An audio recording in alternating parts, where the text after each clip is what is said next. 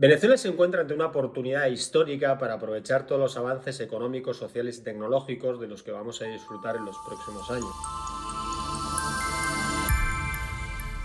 Parece una locura decir esto en el año 2024, después de los horribles últimos 20 o 25 años para el país. De hecho, tratar de resumir, escoger y explicar a alguien que nunca ha estado en Venezuela cuáles han sido los acontecimientos más importantes de los últimos 25 años es una tarea realmente titánica. Son tantas cosas y tan difíciles de explicar para la óptica europea que se hace muy difícil escoger algunas de ellas. Personalmente yo empecé a trabajar para Venezuela en el año 2010. Hasta entonces yo había vivido y trabajado siempre en España atendiendo a clientes de alto patrimonio. Ese año me mudo a Suiza, empiezo a trabajar para un banco como jefe de equipo de Venezuela y a los 15 días de aterrizar en Suiza ya estaba cogiendo un avión para irme a Caracas para conocer a mis nuevos clientes. Mi primera experiencia o mi primer aprendizaje en el país lo tuve ya en el coche que me llevaban al hotel.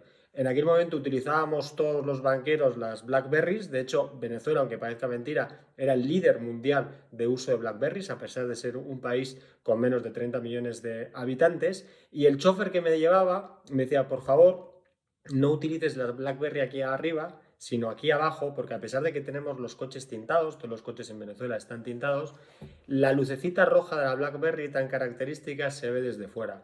Con lo cual, existe la posibilidad de que venga un motorizado, alguien en moto, te toque con una pistola para atracarte.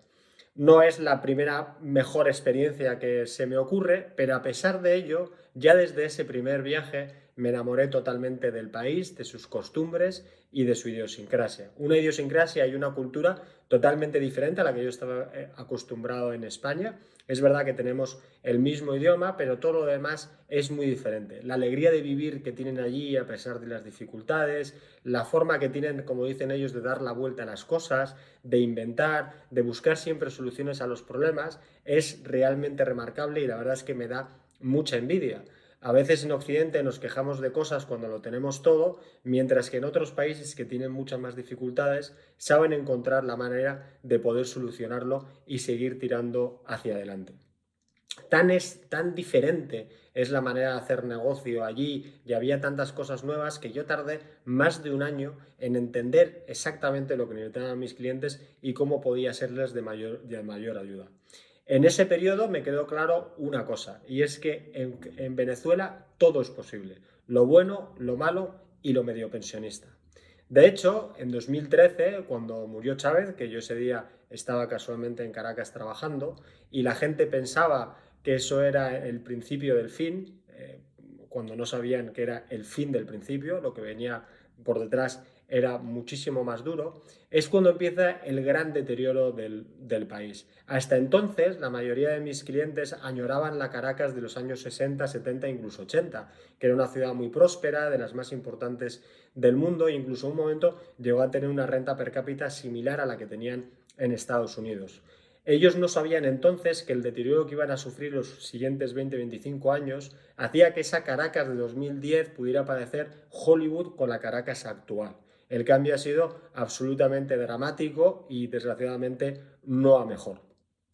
Con Maduro llegó la caída a los infiernos del país. El PIB en muy pocos años perdió más del 80% de su valor, la devaluación fue absolutamente galopante, tal manera que tenían que quitar ceros y ceros a los tipos de cambio oficiales porque no daban, la impresión de moneda llegó a tal extremo que se empezó a hacer negocio con el propio papel, el papel de los billetes. El papel de los billetes, el propio dinero perdió tanto valor que el papel con el que estaban impresos, la celulosa, tenía más valor que la propia denominación, con lo cual había mucha gente que compraba palés e incluso galpones enteros con miles de millones de bolívares para luego sacarlos del país y vender la celulosa. Por supuesto, el nivel de fraudes y de locuras que llegué a escuchar en aquella época pues daría para escribir 5 o 6 libros.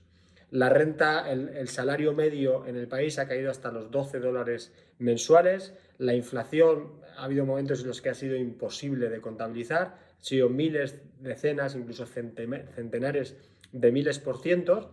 Y por supuesto lo que llevó es a un deterioro absoluto de las instituciones y de la confianza internacional. De tal modo que en uno de los peores momentos ya sobre 2017-2018, el país empezó a estar totalmente aislado del mundo.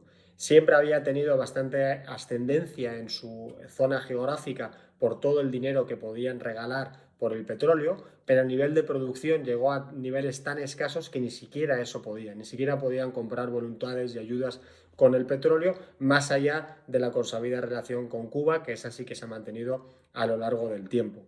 El aeropuerto de Maiquetía, el de Caracas, empezó a ser un aeropuerto fantasma. Cada mes prácticamente una, dos, tres o cuatro aerolíneas dejaban de hacer vuelos al país y poco a poco los clientes fueron yéndose del país para vivir en otras zonas.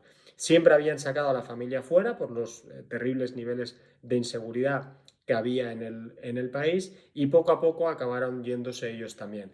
Yo creo que los puntos claves y culminantes son las revueltas del año 2019, que culminaron en ese espejismo que fue el del presidente Guaidó, que es el presidente de Schrödinger, porque depende de a quién preguntes y cuando preguntes, pues es presidente de Venezuela o no lo es. Tanto la Unión Europea como Estados Unidos como otros países pues han cambiado bastante su consideración respecto a Guaidó.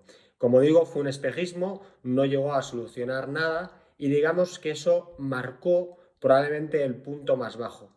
Al mismo tiempo, llegó también las sanciones internacionales por parte de Estados Unidos. Trump ha sido el presidente más beligerante con Venezuela de las últimas décadas y el que más fuerte ha luchado por acabar con el régimen chavista madurista que ha tenido el país. No lo consiguió, pero sí que llegó a meter una presión enorme con todas las sanciones, sobre todo después del impago masivo de deuda en Venezuela, que es uno de estos eventos que en cualquier otro país habría sido muy relevante y curiosamente en Venezuela de la noche a la mañana dejaron de pagar la deuda y parece que todo el mundo lo tenía totalmente descontado y totalmente asumido.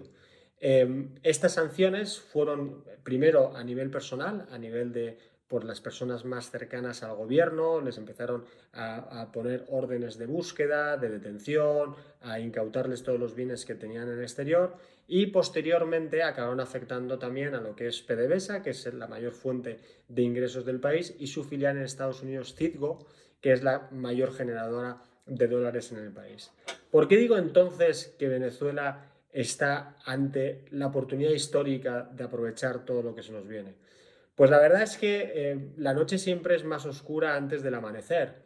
Y yo creo que este momento del tiempo, ese 2019-2020, marcó el momento más oscuro del país en el que parecía que todo estaba perdido. La oposición estaba perseguida, tenían un presidente interino títere que no hacía ningún caso, a nadie le importaba absolutamente nada de lo que pasaba en el país y era muy improbable que apareciera esta tercera vía.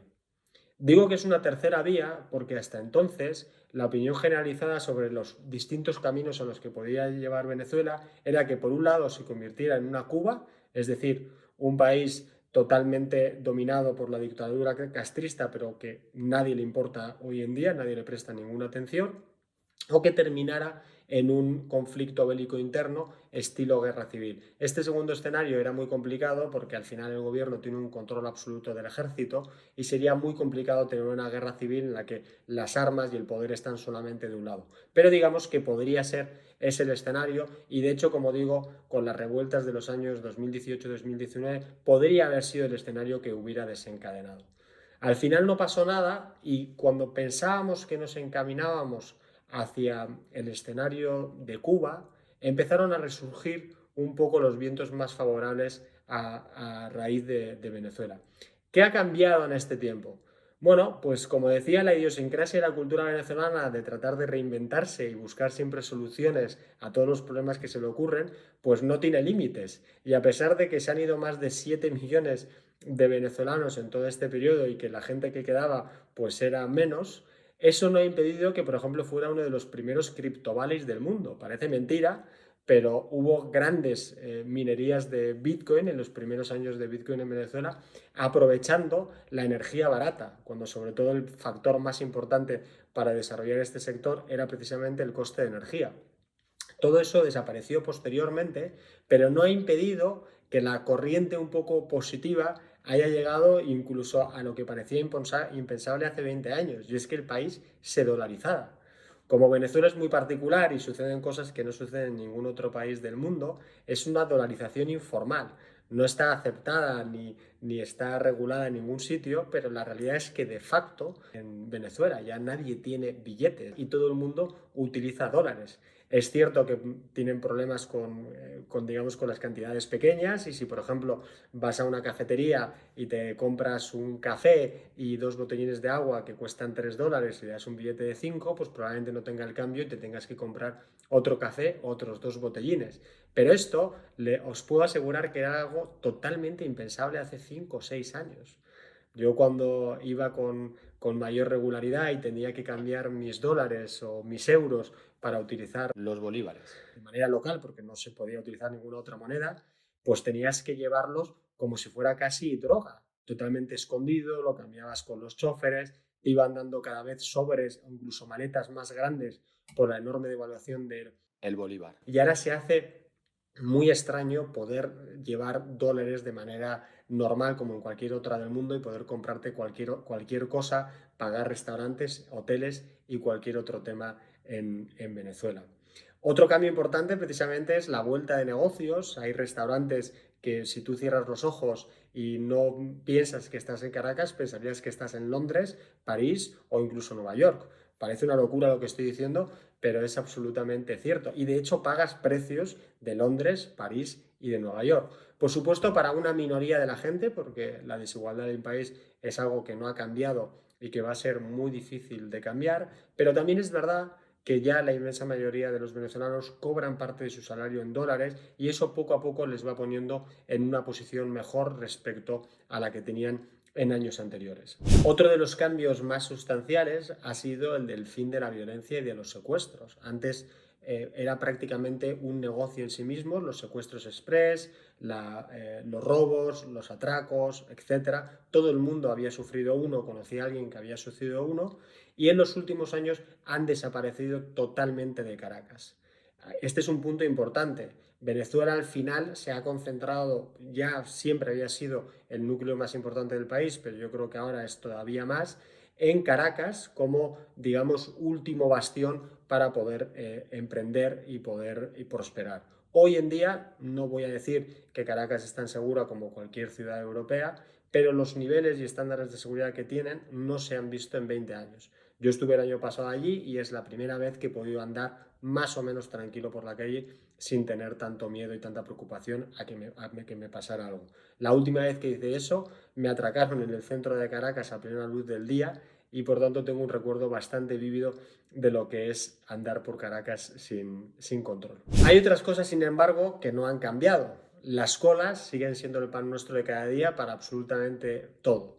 Es el deporte nacional hacer una cola, ya sea para gasolina, que increíblemente durante muchos años no ha habido gasolina en el país, un país que tiene las mayores reservas de petróleo del mundo y en el que el coste de la gasolina era tan irrisorio que la propina que le dabas al gasolinero era mayor que el coste del tanque de gasolina, pues desde hace varios años hay bastantes restricciones de gasolina y se crean colas enormes, pero tampoco han cambiado lo que decía antes, la enorme alegría de vivir, las enormes ganas de seguir emprendiendo, de seguir buscando soluciones a todo lo que se avecina. Y por eso digo que creo que es un país que está totalmente preparado para aprovechar la era de la disrupción en la que nos encontramos. Si han sido capaces de prosperar y seguir luchando ante todo lo que les ha sucedido, ¿cómo no van a ser capaces de aprovechar las maravillas que nos vienen encima? Nadie mejor que ellos para sacar petróleo, nunca mejor dicho, de cualquier oportunidad que se les ponga por delante. Además, tienen, como decía, el mejor clima del mundo en Caracas. Es una ciudad en la que hace entre 22 y 25 grados todo el año. Apenas transpiras, apenas sudas, ya sea verano, ya sea invierno, ya sea otoño. Tiene algunas de las maravillas del mundo más espectaculares que he visto jamás, como las playas de Los Roques o el Salto del Ángel en Canaima, que es la mayor cascada natural del mundo, con casi 1 kilómetro de caída. Y tan solo les falta un par de pequeños detalles. El primero es que vuelva la confianza internacional. Es muy importante la elevación de las sanciones por parte de Estados Unidos que ha comenzado en 2023, que todavía no tienen confianza a nivel internacional, pero poco a poco van ganando tracción y eso hará que vuelva el negocio al país. Y también es importante que la banca local vuelva a tener los dólares suficientes para poder financiar todos los proyectos de inversión que se puedan suceder en el país. Es una empresa muy difícil, otras veces hemos pensado que se iba a dar la vuelta y no ha sucedido, pero yo sigo teniendo esperanza. Al fin y al cabo, debo mis 2 hijos a la medicina venezolana y siempre he soñado con poder volver con ellos alguna vez al país y espero conseguirlo.